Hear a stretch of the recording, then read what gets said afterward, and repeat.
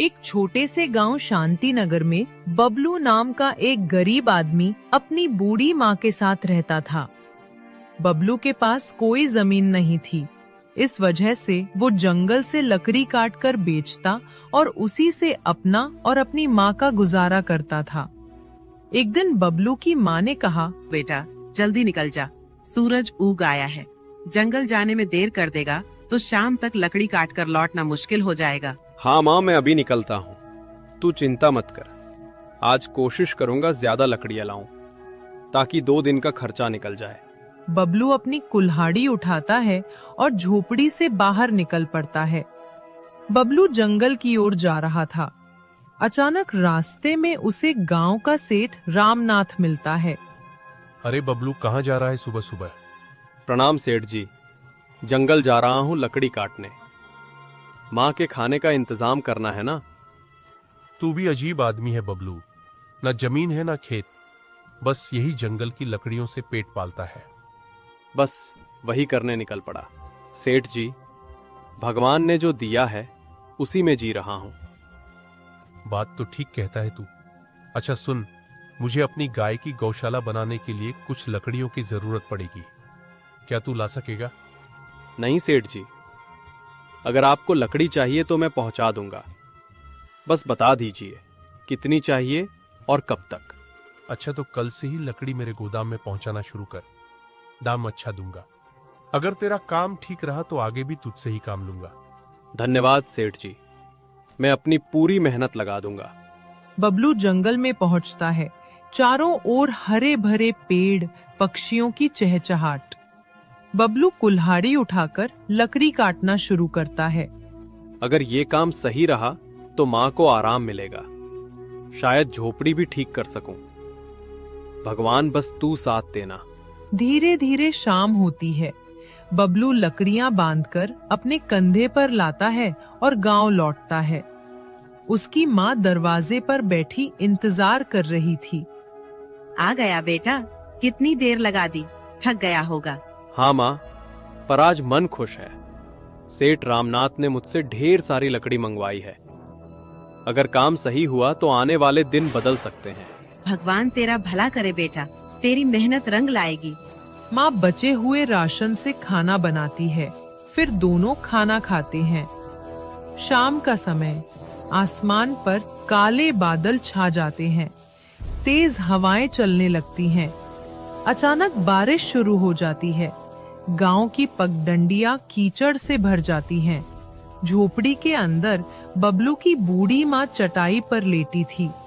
बारिश में चल रही ठंडी हवा से बबलू की माँ को तेज बुखार हो गया था। ओ राम, मेरा सिर जल रहा है बेटा। अरे माँ, ये क्या हो गया? तेरा शरीर तो तपा हुआ है। तू बिल्कुल चिंता मत कर, मैं अभी तेरे लिए दवा लेकर आता हूँ।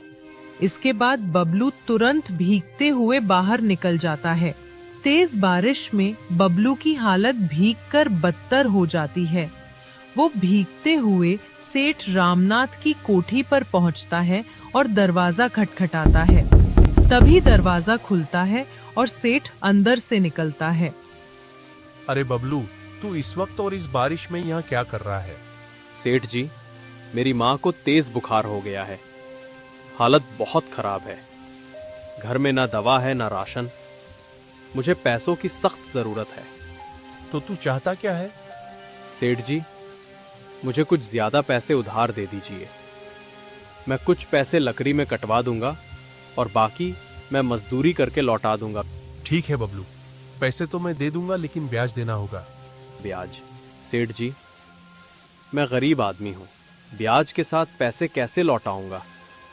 तो सुन, मैं बिना ब्याज के पैसे नहीं देता। यदि ब्याज के साथ पैसे देने हैं तो बता, वरना पैसे भूल जा। ठीक है सेठ जी, जो शर्त आप कहें मैं मान लूंगा। ये ले कुछ रुपए, और याद रखना बबलू, ब्याज सहित पैसे समय पर चुका देना, वरना तू जानता ही है। धन्यवाद सेठ जी, मैं मेहनत करके एक एक पैसा चुका दूंगा। बबलू बारिश में फिर से भीगता हुआ वैद्य जी की झोपड़ी की ओर दौड़ता है। वैद्य जी? वैद्य जी एक दिया लेकर दरवाजा खोलते हैं। इस तूफानी बारिश में यहाँ क्या कर रहा है? सब ठीक तो है? वैद्य जी, मेरी माँ को तेज बुखार हो गया है। कृपा करके कुछ दवा दे दीजिए। ओह, ठीक है, रुक, मैं अभी जड़ी बूटियां तैयार करता हूँ। वैद्य जी जल्दी से एक छोटी थैली में दवा भरकर बबलू को देते हैं। ये दवा हर 3 घंटे में देना, माँ को आराम मिलेगा। धन्यवाद वैद्य जी। बबलू पैसे देकर झोपड़ी की ओर लौटता है। बबलू माँ को दवा खिलाता है और पानी पिलाता है। कुछ देर बाद माँ का पसीना छूटता है। अरे, अब थोड़ा आराम लग रहा है बेटा। भगवान का शुक्र है माँ, तू जल्दी ठीक हो जाएगी। अगली सुबह माँ कुछ बेहतर महसूस कर रही थी। बबलू थका हुआ पास बैठा था। बेटा, एक बात पूछूं? यह दवा और खर्च के लिए पैसे तू कहाँ से माँ, कल रात मैं सेठ रामनाथ के पास गया था। उनसे उधार लिया है, मगर सेठ ने ब्याज की शर्त रखी है। ओह बेटा, ब्याज वाला पैसा गरीब आदमी को और गरीब बना देता है। हमें सोच समझकर कदम रखना होगा। हाँ माँ, लेकिन उस समय और कोई रास्ता ही नहीं था। माँ कुछ देर सोचती है। क्यों न तू इन बचे हुए पैसों से समोसे बनाकर बेचने लगे। देख, इस बरसात में लकड़ी सुखाना और बेचना मुश्किल होगा, पर गर्मा गर्म समोसे लोग खुशी से खरीदेंगे। अरे माँ, ये तो बहुत अच्छा सुझाव है।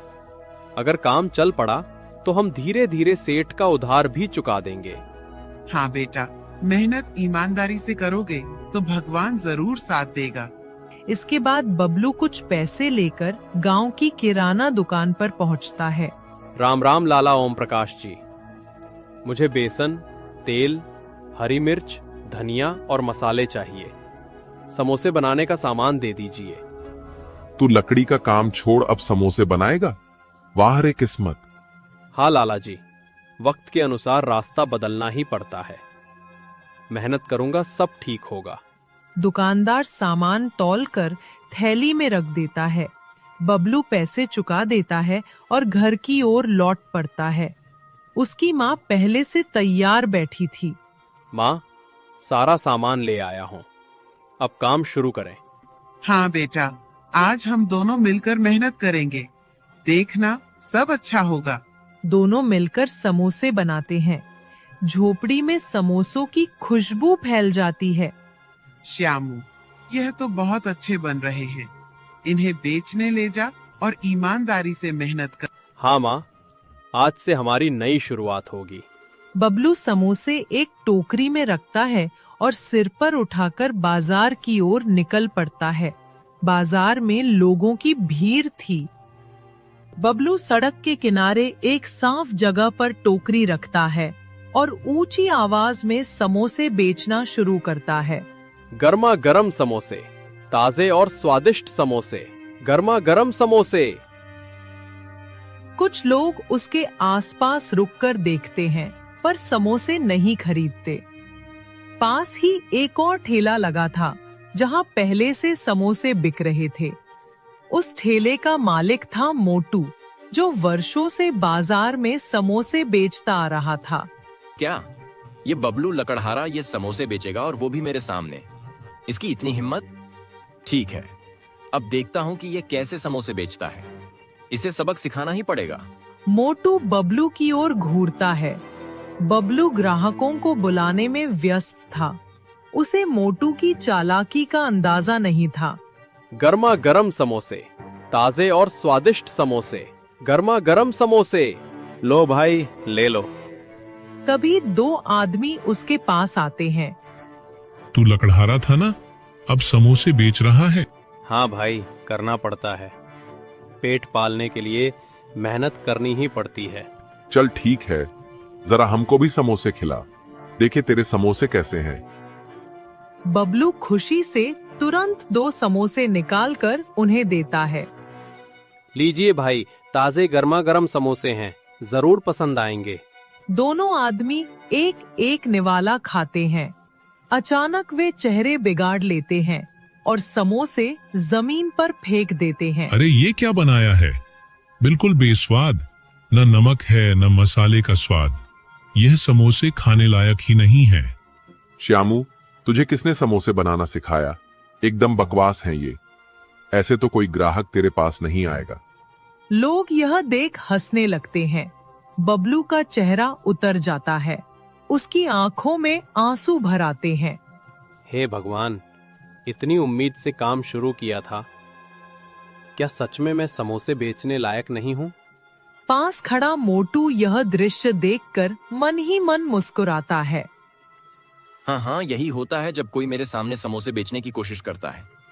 अब देखता हूँ ये बबलू कितने दिन टिकता है। अरे भाइयों, क्यों उन बेस्वाद समोसों के चक्कर में पड़े हो?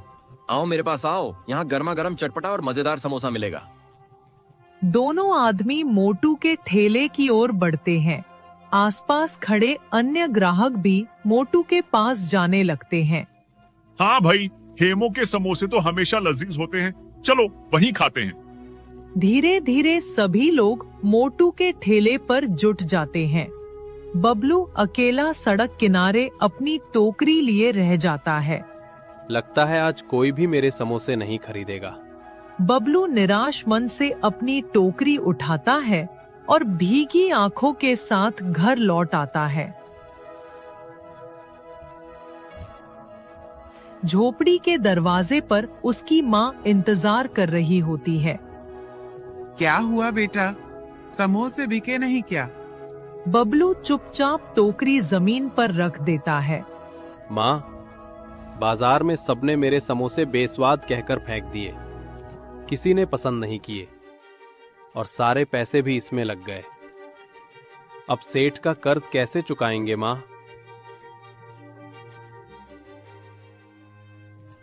बेटा चिंता मत कर, हर नया काम शुरुआत में कठिन होता है।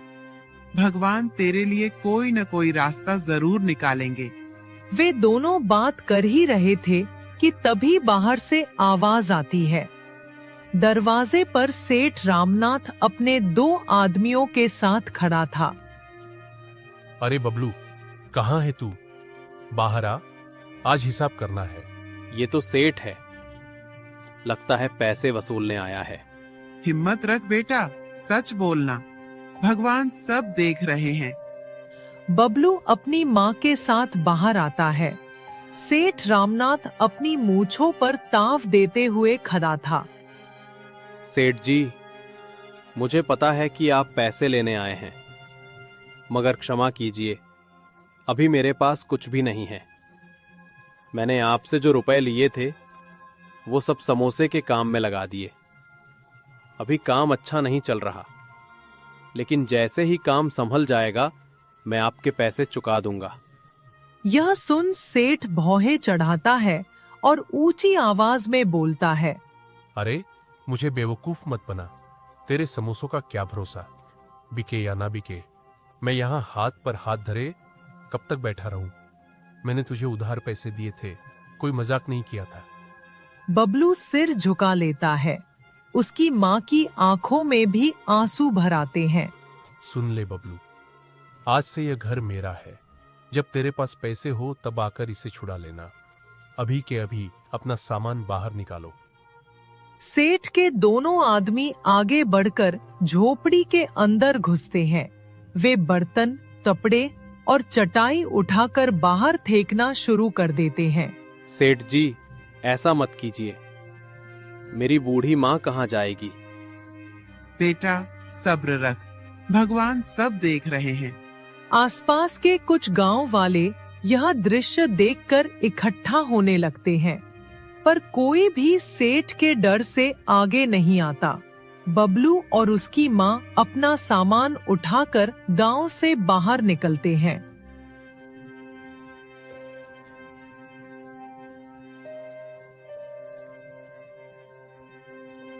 चलते चलते वे नदी किनारे पहुंचते हैं। नदी के किनारे पर घास और पेड़ पौधे थे।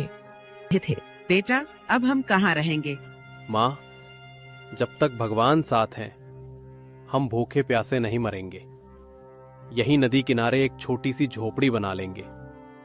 इसके बाद बबलू कुछ लकड़ियां और पत्ते इकट्ठा करता है। माँ उसकी मदद करती है। धीरे धीरे दोनों एक छोटी सी कच्ची झोपड़ी बना लेते हैं। देख, अब सिर पर छत तो है, चाहे कितनी भी छोटी क्यों ना हो। कुछ समय बाद बबलू फिर से अपने बनाए समोसे टोकरी में रखकर बाजार जाता है। उसका चेहरा उम्मीद से भरा था। शायद आज कोई मेरे समोसे खरीदे, शायद आज सब कुछ बदल जाए। वो सड़क किनारे बैठ जाता है और आवाज लगाता है, गर्मा गर्म समोसे, घर के बने समोसे, लो भाई लो। उसी समय एक बूढ़ा कमजोर आदमी लाठी टेकते हुए मोटू के ठेले के पास पहुंचता है।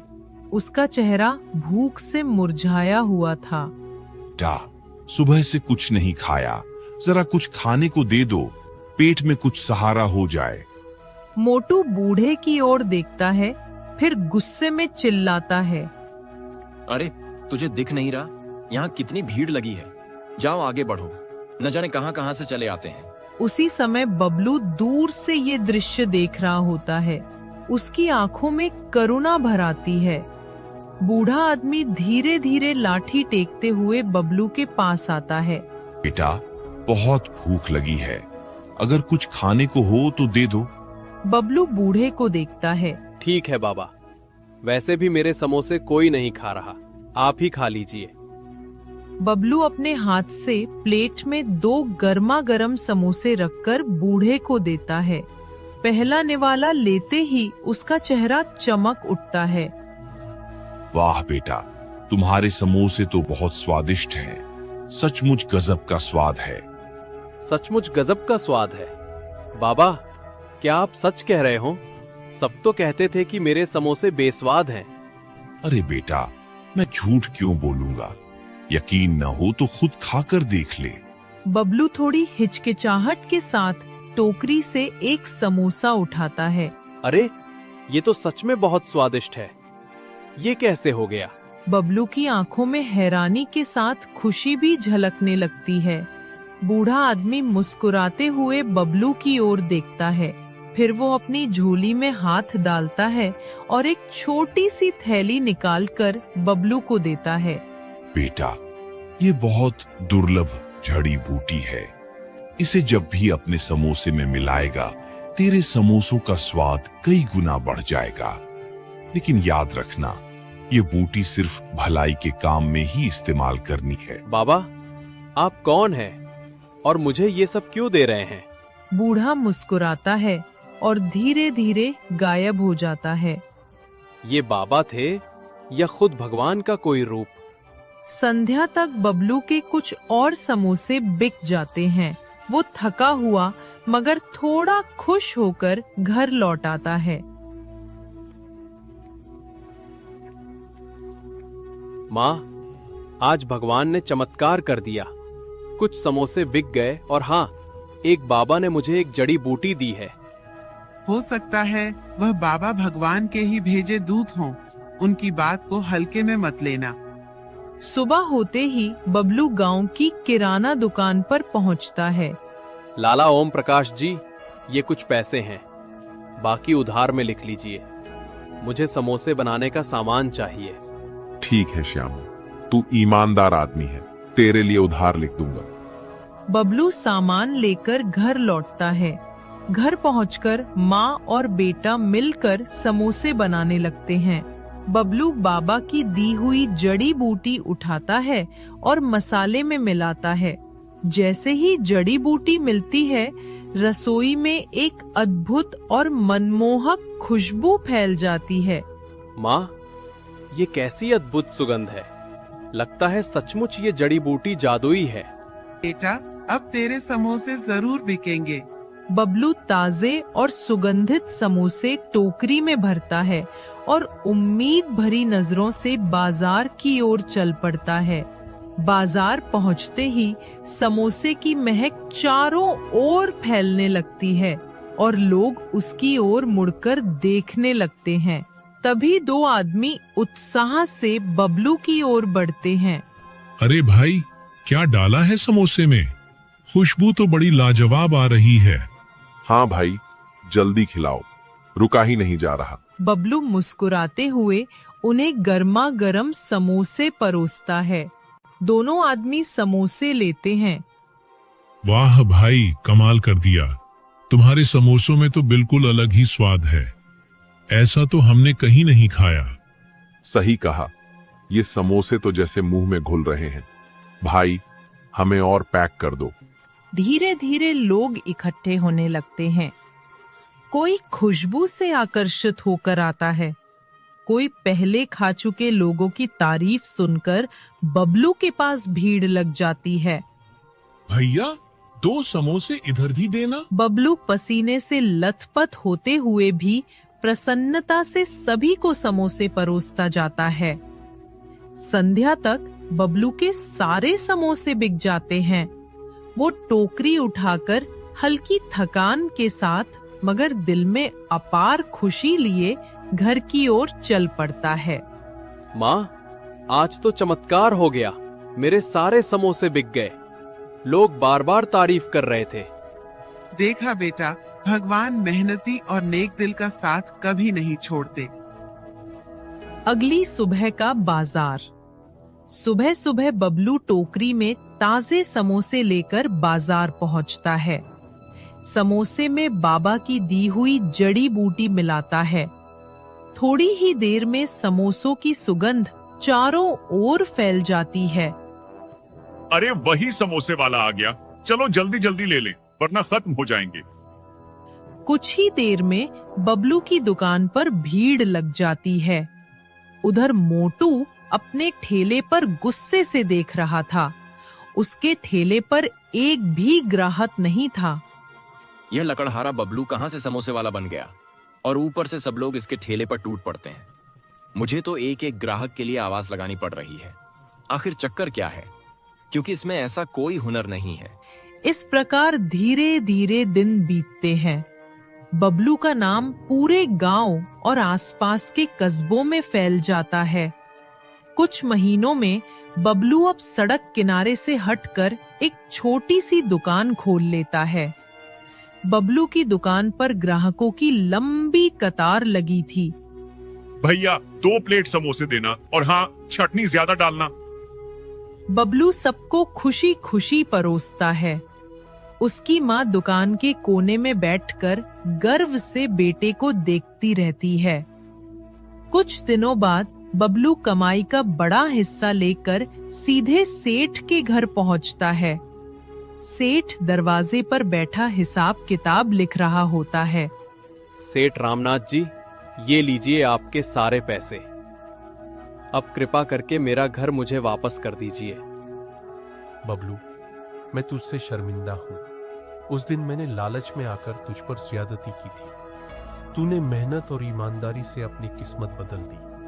मैं तुझसे माफी मांगता हूँ। जा, अब तेरा घर तेरा हुआ। भगवान तुझे और तरक्की दे। धन्यवाद सेठ जी। बबलू घर लौटता है। माँ की आंखों में आंसू भर आते हैं। उधर मोटू का ठेला खाली पड़ा था। अब तो मेरा पूरा काम ठप हो गया है। सब लोग उस बबलू के पास क्यों जा रहे हैं? जरूर कोई राज है उसके समोसों में। मुझे यह जानना ही होगा। एक शाम बबलू दुकान बंद करने के बाद घर पर समोसे बनाने की तैयारी कर रहा होता है। वो अपने छोटे से डिब्बे से बाबा की दी हुई जड़ी बूटी निकालकर समोसे में डालता है। उस समय खिड़की के पीछे छिपकर मोटू सब देख रहा होता है। ओह, अब समझा। यही उस जड़ी बूटी का कमाल है। बिना इसके तो उसके समोसे साधारण ही होंगे। अब देखता हूँ बबलू, तेरी दुकान कैसे चलती है। रात होने पर बबलू और उसकी माँ सो जाते हैं। तभी मोटू दबे पांव बबलू के घर में पहुंचता है और उस डिब्बे को ढूंढ निकालता है। मिल गया, यही है वो जड़ी बूटी। अब आएगा असली मजा।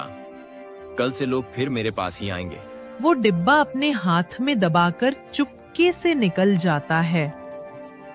अगली सुबह बबलू दुकान की तैयारी में जुटा था। बबलू डिब्बा निकालने अलमारी में हाथ डालता है, लेकिन डिब्बा नहीं मिलता। बबलू पूरे घर के कोने कोने में ढूंढता है, लेकिन जड़ी बूटी का डिब्बा कहीं नहीं मिलता। उधर मोटू अपनी थैली के पास बैठा था। सामने वही चुराई हुई जड़ी बूटी का डिब्बा रखा था। हाँ हाँ, अब देखना, जब यह समोसे तैयार होंगे तो खुशबू चारों ओर फैल जाएगी और लोग फिर से मेरी ठेली पर टूट पड़ेंगे। बबलू का खेल अब खत्म। वह जल्दी जल्दी समोसे ठेले पर सजा देता है। कुछ ही देर में बाजार में लोग आते हैं। एक ग्राहक मोटू की ठेली पर खड़ा होकर सूंघता है। अरे ये कैसी गंध है, बड़ी अजीब सी लग रही है। खुशबू तो बिल्कुल वैसी नहीं जैसी श्यामू के समोसों से आती थी। चलो फिर भी एक खाकर देख। वे समोसा लेते हैं और जैसे ही मुंह में डालते हैं तुरंत थूक देते हैं। अरे ये तो कड़वा और बेस्वाद है, क्या मिला रखा है इसमें? भाई ये तो सेहत बिगाड़ देगा, चलो यहाँ से चलते हैं। मोटू के माथे पर पसीना छलकने लगता है। वह खुद एक समोसा खाता है और तुरंत खांसने लगता है। अरे ये तो सचमुच कड़वा है। उस बबलू के समोसे ऐसे कैसे मीठे और स्वादिष्ट हो गए? मैंने तो वही जड़ी बूटी मिलाई थी। वह चिढ़कर डिब्बा फेंक देता है। अचानक तेल की कढ़ाई गिर जाती है और आग भड़क उठती है। देखते ही देखते उसकी ठेली जलकर राख हो जाती है। अरे बचाओ, मेरी ठेली जल गई। सन्नाटे में मोटू राख हुए ठेले को देखता है। आंखों से आंसू बहने लगते हैं। अगली सुबह मोटू सीधे बबलू की दुकान पर पहुंचता है। बबलू ग्राहकों को समोसे परोस रहा था। मोटू हाथ जोड़कर उसके सामने खड़ा हो जाता है। बबलू भाई, मुझे माफ कर दो। मैंने तुम्हारी जड़ी बूटी चुराई थी। मैंने सोचा कि तुम्हारी सफलता को छीन लूंगा, पर मेरा सब कुछ जलकर राख हो गया। मोटू, लालच का रास्ता हमेशा बर्बादी की ओर ले जाता है। मेहनत और सच्चाई ही इंसान को आगे बढ़ाती है।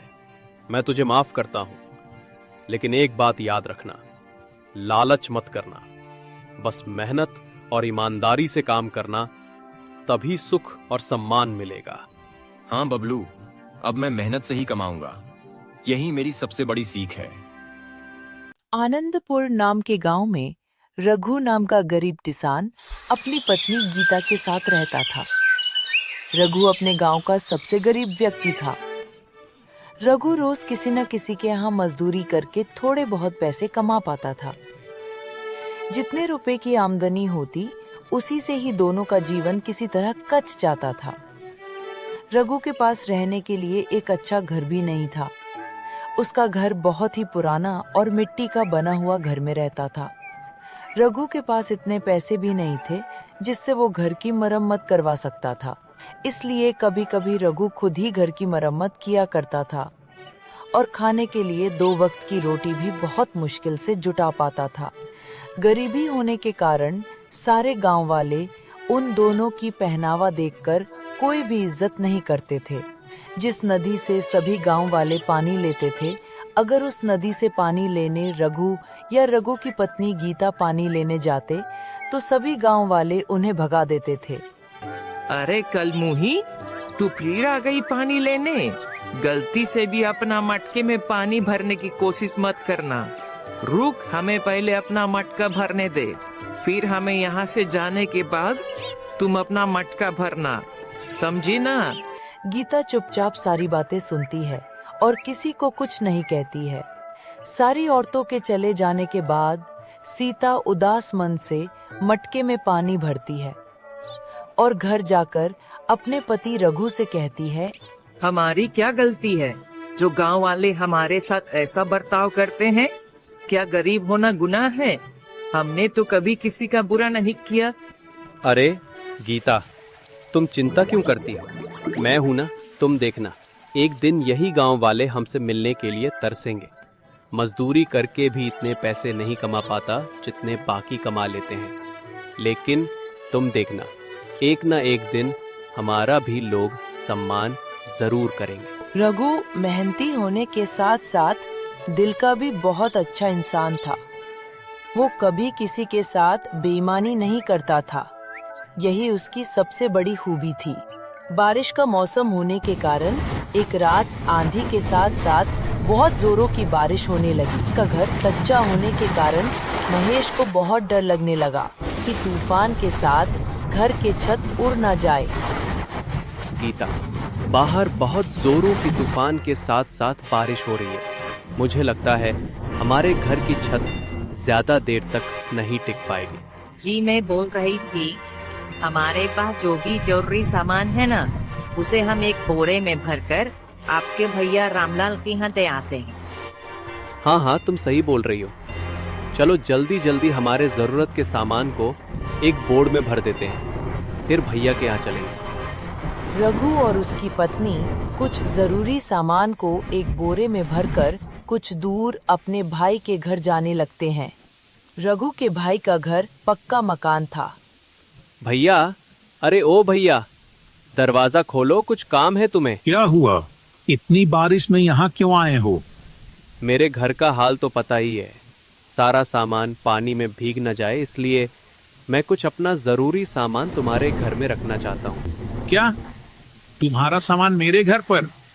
नहीं नहीं नहीं नहीं नहीं, मेरी पत्नी मुझे बहुत डांटेगी। तुम जाओ, अपने घर में ही रहो। रघु का भाई गुस्से में अपने घर के अंदर चला गया। रघु और गीता दोनों दुखी होकर अपने घर लौट जाते हैं। दोनों पूरी रात अपनी सामान की रखवाली के लिए रात भर नहीं सोते हैं।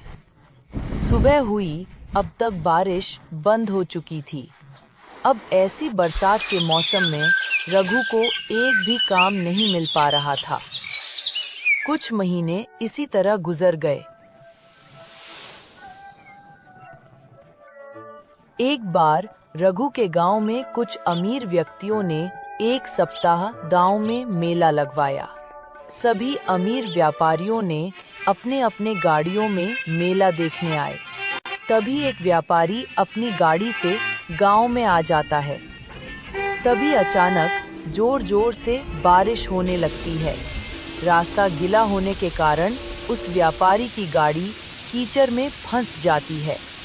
उसने उस गाड़ी को निकालने की बहुत कोशिश की, पर वो बहुत कोशिश करने के बाद भी व्यापारी की गाड़ी कीचड़ से नहीं निकल रही थी। साथ ही साथ बारिश भी बहुत तेज हो रही थी। अरे धत तेरी की, अभी ही मेरी गाड़ी को फंसना था क्या? ऊपर से इतनी जोरों की बारिश हो रही है। तभी वहाँ से कुछ गांव वाले गुजर रहे थे। गीते ने उनसे मदद मांगी। अरे भाइयों भाइयों, सुनो सुनो सुनो, मेरी गाड़ी कीचड़ में फंस गई है। क्या आप मेरी गाड़ी को निकालने में मदद करोगे प्लीज? नहीं नहीं नहीं नहीं नहीं, बारिश बहुत तेज हो रही है। इतनी बारिश में हम क्या मदद करेंगे भाई? नहीं नहीं नहीं, हमसे तो नहीं होगा। तुम किसी और को देख लो, हम लोग चलते हैं। ऐसा कहकर वे दोनों वहाँ से चले जाते हैं। लगातार बारिश हो रही थी। व्यापारी सभी को आवाज लगाकर बुला रहा था। भाइयों मेरी मदद करो, मेरी मदद करो। अरे भाई, कोई है क्या आसपास? मेरी गाड़ी कीचड़ में फंस गई है, इसे निकालने में मेरी मदद करो। भाइयों मेरी मदद करो। लेकिन सभी गांव वाले उसकी मदद करने से इनकार कर रहे थे। तभी रघु सभी जगह से काम की तलाश कर निराश होकर उसी रास्ते से घर लौट रहा था। तभी उसने देखा कि एक व्यापारी की गाड़ी कीचड़ में फंसी हुई है और व्यापारी मदद के लिए लोगों को आवाज लगा रहा है। उसे देखकर रघु गाड़ी के पास आया। साहब, क्या मैं आपकी गाड़ी निकालने में कुछ मदद कर सकता हूँ? हाँ हाँ बिल्कुल भाई, बिल्कुल बिल्कुल। मैं तो तभी से लोगों को मदद के लिए आवाज दे रहा हूँ, कोई मदद करने को तैयार ही नहीं है। ऊपर से ये भारी बारिश ने दिमाग खराब कर रखा है। अच्छा, मैं गाड़ी के अंदर बैठकर गाड़ी को आगे बढ़ाने का प्रयास करता हूँ, तुम गाड़ी को पीछे से धक्का देने की कोशिश करो। साहब, इसके पहिए कीचड़ में अंदर तक धंस गए हैं। मैं पीछे से धक्का देता हूँ, आप गाड़ी को निकालने की कोशिश करें। थोड़ी मशक्कत के बाद गाड़ी कीचड़ से बाहर निकल गई। गाड़ी थोड़ी आगे तक गई। रघु गाड़ी को देख रहा था। तभी अचानक से गाड़ी रुक जाती है और गाड़ी से व्यापारी उतरकर रघु के पास जाता है। हेलो भाई, तुम कौन हो? मेरा नाम हरिदास है, मैं शहर में व्यापार करता हूँ। रघु उस व्यापारी को देखकर घबरा जाता है। जी, मेरा नाम रघु है, मैं कई सालों से इसी गांव में रह रहा हूँ। अच्छा, वैसे तुम बहुत अच्छे इंसान लगते हो। पिछले 1 घंटे से मैं यहीं फंसा हुआ था। किसी ने मेरी मदद नहीं की, सिर्फ तुमने मेरी मदद की। अब जाकर मेरी गाड़ी इस कीचड़ से निकल पाई है। मैं यहाँ मेला देखने आया था। जी कोई बात नहीं, दूसरों की मदद करना तो हमारा फर्ज है। अच्छा साहब, अब मैं चलता हूँ। रुको महेश, मुझे अपने घर नहीं ले जाओगे क्या? क्या नहीं साहब, मुझ जैसे गरीब के घर जाकर आप क्या करोगे? मेरा घर मिट्टी का बना हुआ पुराना टूटा फूटा घर है। आपको मेरे घर जाकर कुछ नहीं मिलेगा। आप मेला देखने जाइए, मैं घर जाता हूँ। अब तो मैं एक बार तुम्हारे घर चलकर ही रहूंगा। जी, अब आप इतना कह रहे हैं तो चलिए। व्यापारी रघु को अपनी गाड़ी में बैठा लेता है। पीछे बैठकर व्यापारी को अपने घर का रास्ता बताता है। कुछ देर बाद दोनों घर पहुंच जाते हैं। अरे ओ गीता, हमारे घर साहब आए हैं, उनका स्वागत नहीं करोगी क्या? जाओ, कुछ खाने को लेकर आओ। तुम क्या काम करते हो? क्या बताऊं, मैं तो कब से काम की तलाश में हूँ, कोई काम ही नहीं देता। बस इधर उधर से घूमकर मजदूरी का काम कर लेता हूँ। बारिश की वजह से वो भी बंद है साहब। तब तक महेश की पत्नी एक प्लेट में एक गुड़ का टुकड़ा लेकर आई और बोली, साहब, हमारे घर में यही बचा है, कृपया इसे ही खा लें। हाँ हाँ, क्यों नहीं। तुम्हें कोई काम नहीं मिल रहा है ना? अगर तुम चाहो तो मैं तुम्हें काम दे सकता हूँ। क्या सच में? क्या आप मुझे सच में काम देंगे साहब? शहर में मेरे पास बहुत से काम होते हैं। सोच रहा था कि कोई ऐसे व्यक्ति को अपने साथ काम में रख लूं जो मेहनती और ईमानदार दोनों हों। तुम्हें देखकर मुझे ऐसा ही लगता है कि तुम में ये दोनों गुण हैं। कैसा काम करना होगा, कहाँ काम करना होगा, आप ये सब मुझे बता दीजिए। मैं आपके साथ काम करने के लिए तैयार हूँ। कोई जरूरत नहीं है इस घर में रहने की, और मैं तुम्हें कुछ दिनों बाद लेने आऊंगा। तुम मेरे साथ शहर में काम करोगे और वहीं रहोगे। मैं तुम्हें नया घर दिलवा दूंगा। ये सुनकर रघु और उसकी पत्नी बहुत खुश हुए। रघु ने गांव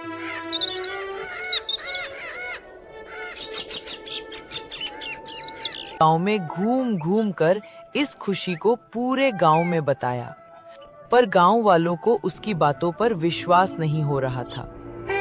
कुछ दिन बाद व्यापारी अपनी गाड़ी से रघु के घर आया। सारा सामान तैयार है ना? चलो चलते हैं। रघु और उसकी पत्नी गीता पूरा सामान लेकर व्यापारी के गाड़ी में बैठ गए। सभी गांव वालों का ध्यान उन्हीं पर था, यहाँ तक कि रघु का भाई भी उन्हें देख रहा था। गाड़ी चल पड़ी। व्यापारी रघु और उसकी पत्नी गीता को शहर लेकर आ गया। उसके बाद उन दोनों को रहने के लिए एक अच्छा सा घर दे दिया। रघु सारे काम अच्छे से समझ गया था। अब वो व्यापारी के साथ काम करने लगा। रघु का घर बहुत सुंदर था। अब रघु बहुत अच्छे खासे पैसे कमा लेता था। धीरे धीरे करके रघु और उसके घर को देखने उसके गांव वाले शहर आने लगे थे। जिस भाई ने महेश का सामान को रखने से मना कर दिया था, अब वह रघु को भाई भाई कहता नहीं थकता था। रघु ने ईमानदारी और मेहनत के बल पर सब कुछ पा लिया।